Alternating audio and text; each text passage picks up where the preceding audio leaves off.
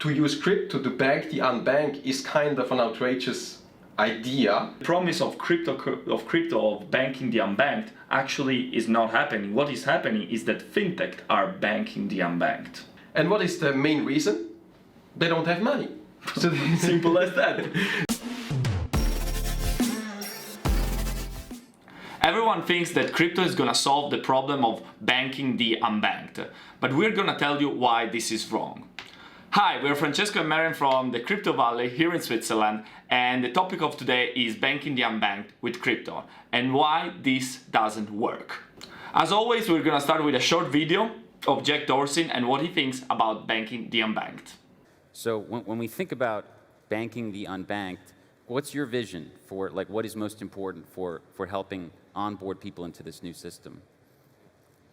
Well, we don't need the banks anymore.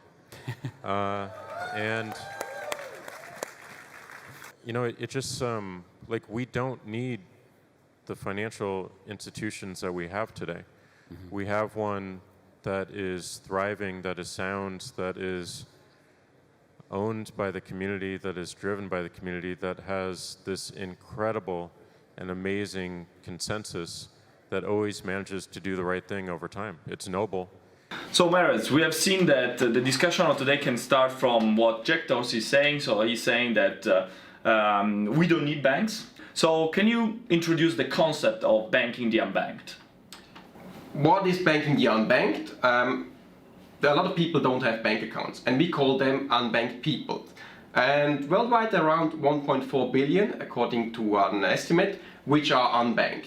And most of them are in developing countries, such as India. And if you take the percentage, most of them, the highest percentage point has Sub-Sahara. So these countries have 45% of the population are unbanked.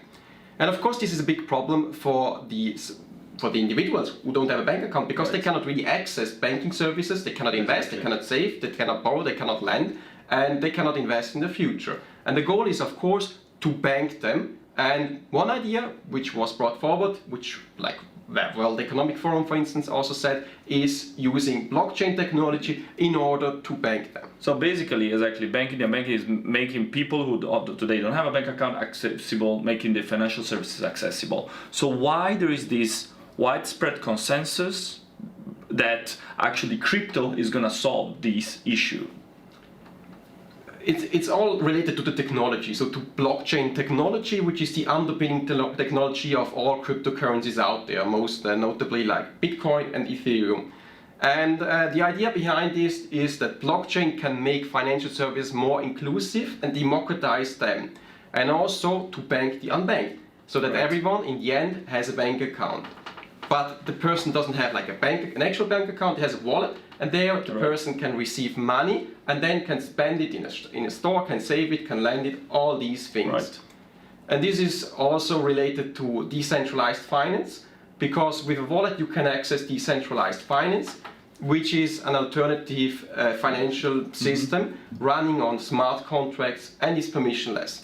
So you don't need a bank to bank the unbanked people, you just need a wallet, you don't need an infrastructure, all you need is an internet access and a wallet. And a phone. That's it. Basically, because with the internet access and a wallet, you can access all these alternative financial systems like DeFi, and there is not gatekeeper. So it's not like you need to interact with humans who don't give you access. So everyone can have access if theoretically this was the case. Exactly. So you don't need these central intermediaries, you don't need banks, all you need is a wallet. And I mean, the idea is kind of it's kind of logic, actually. Logic and attractive and noble. Yeah, it's a really good idea. Like Jack Dorsey said, it's a noble idea also, because if you don't need a bank, it makes it much more easy. People just need a mobile phone and then they can access it.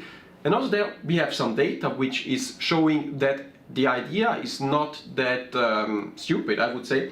For instance, what I can show you is here you see the major countries which are unbanked, and as you can see, we have Bangladesh, China, Egypt, India, Indonesia, Nigeria and Pakistan.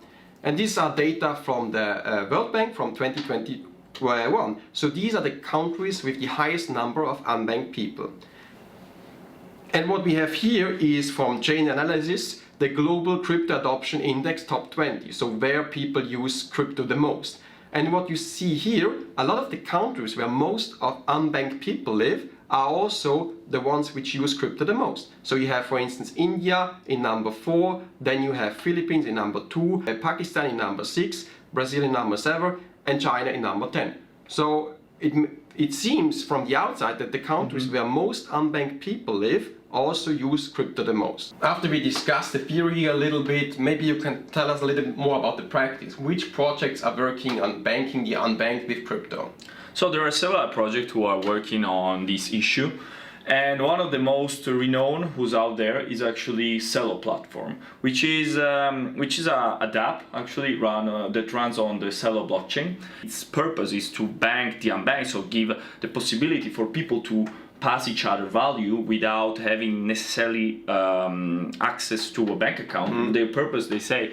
And what they use is basically they attach your public key to your mobile number, so you don't need to send around your public key. Your public key is just your mobile number, and that's quite interesting because this app allows you to send stable coins to each other, and without any central intermediary, basically. And this is very interesting because it allows you to exchange value, avoiding intermediaries or banks or any other institution. Nevertheless, this platform is actually a bit more complicated, and even some of these platforms at the end are sometimes even more expensive than what they are supposed to be. Sometimes we say let's use blockchain and crypto because we pay less commission and less fees, but actually this is not the case with this platform, and I can show you why. So how you can see here, I have created an account with the CELO platform, and here I should add some funds. So to add some funds, I go here. So they have 3 stablecoins mainly. So CUSDC, which is of course a stablecoin for the USDC, one for the euro, and one of the CELO is their actual utility coin, and then they have a third stablecoin. So let's say I want to add some CUSDC because I want to pay someone. Well, to add them, I'm gonna click here, follow. I'm gonna say maybe I want to pay them want to send them $1,000. So I need to do follow, go on. So actually what it's telling me here, they're giving me a couple of possibilities. So either I can do with a credit card or with a debit card. And to on-ramp, so actually to have this, I'm gonna have to either pass through MoonPay or Ramp. These two solutions are crypto on-ramp to fiat to crypto on-ramp services. Basically, you attach your bank account to these platforms and you can buy cryptocurrencies.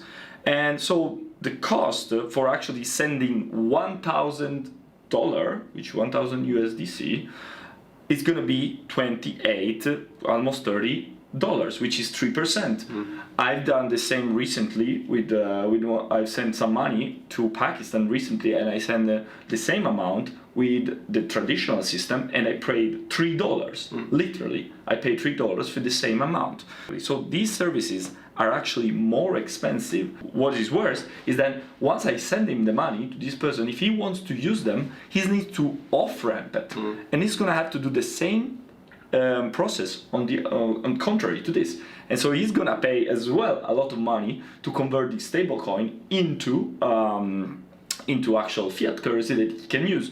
And normally in these countries where theoretically this should be banking the unbanked, they're not capable to pay with stablecoins everywhere, so they need actual fiat currency or their local currency. The idea behind is if people don't have a bank account, they can open here an account with this app, and then they can transfer money with each other via stablecoin, which they use USDC, for instance. But the problem is, as you said, the fees are very high. So $30 US compared to something like PayPal, where you pay $2. To $3. So this example is not a really good example for banking the unbanked with crypto. Exactly. Well, even if their purpose is to bank the unbanked, actually this is not feasible. Also, the adoption of this platform is not happening. I mean, they've been launched since 4 years, but the lack of adoption is a massive problem for them, and clearly because they are not solving one of the problems, which is low fees and low costs. Some other projects have already closed shop, like OMG Network, previously called Omnis Network. Actually, they have already stopped operating. There is another project which is similar to this one, which is Pay Cruisers, developed on Stellar. They use a similar model. Of course, they also lack the adoption that will be required. So all these projects, which promise to bank the unbanked, are actually not making any progress. So we have seen that the theory of banking the unbanked, so what it means, we have seen some projects that are trying to actually do this in the crypto and blockchain world. So what's the unpopular opinion of banking the unbanked? So the unpopular opinion is you cannot bank the unbanked with crypto. I would say even go as far as crypto is kind of not, it's not at all the right technology for it, not to say it's useless. Because we saw with this example which you brought up, it doesn't work in practice. And why is that? In my opinion, there are 3 reasons for that. The first one is infrastructure. So at the moment we don't have this infrastructure and we don't have this widespread user adoption of crypto. Right. So people need a wallet, for instance. Maybe they have a mobile phone, but they still need a wallet. They need to store the private key. And we're talking about people in Sub-Sahara, for instance. And what is if they lose the private key? I mean, they cannot really call customer service or something like that. So this is why very cumbersome. Let's say, okay, we resolved that. And we have a custodian wallet or something like that, which stores the private key on behalf of the user. Then they can use it, for instance, to pay in the shop. No shop accepts it as of the moment. Then they need to off-ramp, as you said, and this incurs a lot of cost. So you don't have the infrastructure as of the moment. The other big issue, which is probably even worse, is education. Right. Because the people use that, they need to understand it. And these people are, I mean, people who are unbanked are not the ones who are very educated. They are not financially literate. Yeah. So there's a big problem for that, and you need to explain them to that. And that's quite expensive and difficult to do. So this is also lacking. And the third, and probably the biggest issue, is the economics behind it. Because the thing is, why are people unbanked? It's not because they don't have access to banking service, it's because they don't have money. This is really interesting because exactly everyone talks about how we need to bank people, but actually the problem is not this one. Exactly, as you said. So from the World Bank, they did the survey, which I showed you before, and they asked also the unbanked people why they have no bank account. And what is the main reason? They don't have money. So simple as that. So why, if you don't have money, you don't need a bank account. Exactly. And we need to invest in that, and this should be the main focus, to bank the unbanked, and not the technology behind. So actually make their economy prosper, make their wealth grow somehow, to then potentially bank them once they have the means. Yeah, also if you think about it, to use crypto to bank the unbanked is kind of an outrageous idea, or I would say it's difficult. Right. Because as we saw here, what you need to get into crypto, I mean, first you need a bank account, in most of the cases, to even access crypto. So to buy crypto, you need a bank, you need a bank account, and you need money. And people who are unbanked have neither. To bank the unbanked people, crypto is not the right solution. We now saw that crypto is maybe not the best solution to bank the unbanked.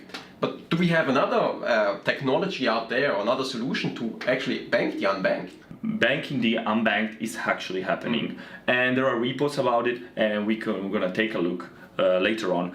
But what's interesting is it's not happening thanks to crypto, but it's happening thanks to fintechs. For instance, in countries, in less developed countries like Kenya, actually there are fintech solutions like M-Peso, which is one of the most widespread fintechs there, but it allows you e-money transfer. It's very interesting how it works, because actually in this case people don't necessarily need a bank account. So people with cash, literally cash, can go to a teller, which is an M-Peso employee, and basically give them the money, the cash, and they're gonna charge their account, so that they can transfer around this money within the people who have the same app.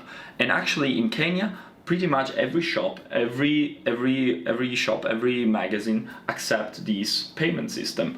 And this is actually how they are solving the problem of allowing people to transfer money more easily and make them banked.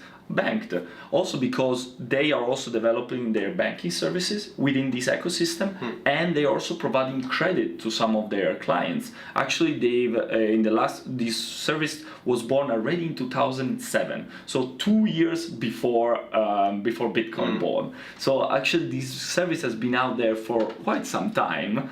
And it's very interesting that they have now 42 million customers worldwide, mostly in Africa and other countries. But this solution, what's interesting, has nothing to do with cryptocurrency and blockchain. Yeah. And the people can withdraw money simply at ATMs, can simply withdraw from them. And the biggest advantage of that solution is, of course, as you said, that everyone accepts it. Yeah, and right. This makes it easier to on and off ramp it. So you can use it in everyday life, and you don't need crypto. And if you would integrate crypto into it, it would make the life of people a little bit more cumbersome, actually. Yeah. So there's not an apparent advantage of using crypto. What is interesting to see is already banking the unbanked is happening, because just 5 years ago 1.7 billion people didn't have a bank account, and now it's 1.4 billion people. So it decreased 300 million, and mostly because of COVID. So people use more digital services. And we can see that, for instance, here in Africa, where we see the number of people who have a mobile money account. What we see here in 2014, it was not that widespread, and we see that because the brighter an area is, the less people use it. But we see clear progress in 2017 when more people already use it, and in 2021 already we see widespread adoption. For instance, here in Kenya, where it increased significantly. Also in Tanzania, for instance, where we see clear progress already happening. So we don't actually need crypto. To conclude somehow this topic, what the promise of crypto of banking the unbanked actually is not happening. What is happening is that Fintechs are banking the unbanked. Yep, and the other truth is also Bitcoin was built for people who have money. Right. So if you don't have money, then you cannot use it. So this is a prerequisite. And Bitcoin has, of course, crypto has, of course, a lot of good use cases to democratize financial services, but not to unbank the unbanked. Right. Thank you for watching. We hope you enjoyed this video of the unpopular opinion why crypto is not the right solution to bank the unbanked and why this is happening with fintech companies. Hope you enjoyed it. Put a like button if you liked it and subscribe to our channel.